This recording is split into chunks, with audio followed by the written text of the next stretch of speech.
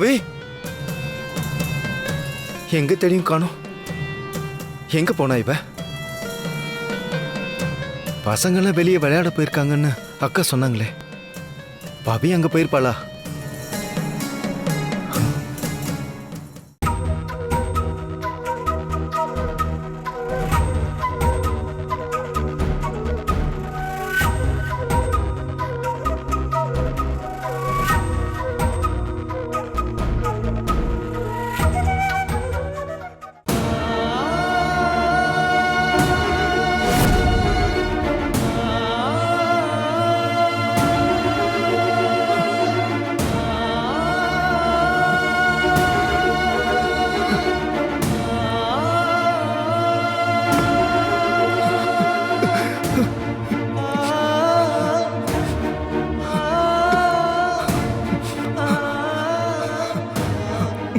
பவி பவி பவி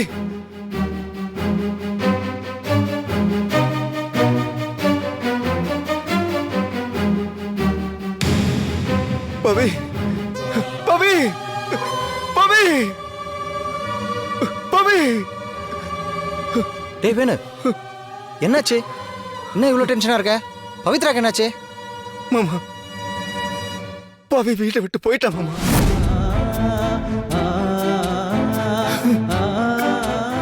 என்ன சொல்ற?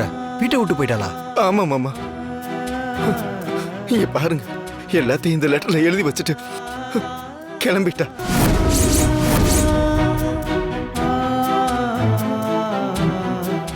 என்ன நீ இந்த குட்டி பிசாசு போறப்போ நம்ம துரத்துனதெல்லாம் லெட்டர்ல எழுதி வச்சுட்டு போயிருப்போ போல இருக்கே. நினைச்சேன்டி, இவ மேல போய் துணி எடுக்கிறதுக்கு இவ்ளோ நேரம் ஆகும்போதே எனக்கு ஒரு சின்ன சந்தேகம். நல்ல வேலையா பார்த்துட்டு வீட்டை விட்டு போயிட்டாலே. இப்ப என்ன நீ பண்றது? இரு, சமாளிப்போம். பாருங்க மாமா, அவ எவ்வளவு மனசு கஷ்டப்பட்டு இந்த லெட்டரை எழுதி வச்சுட்டு போயிருக்கான்னு.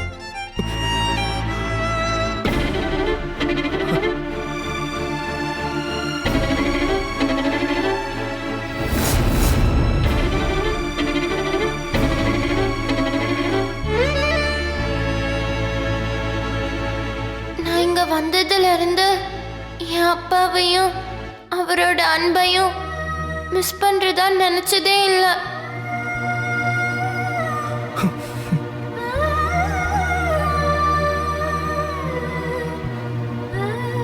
அதுக்கு காரணம் நீங்களும் பாட்டியும் என் மேல வச்ச அன்புதான்.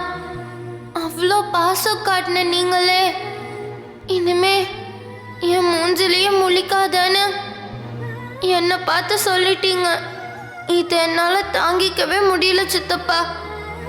இதுக்கப்புறம் உங்களுக்கு பிடிக்காத ஒருத்தியா நான் இங்க இருந்து உங்களை தொந்தரவு பண்ண மாட்டேன் சித்தப்பா.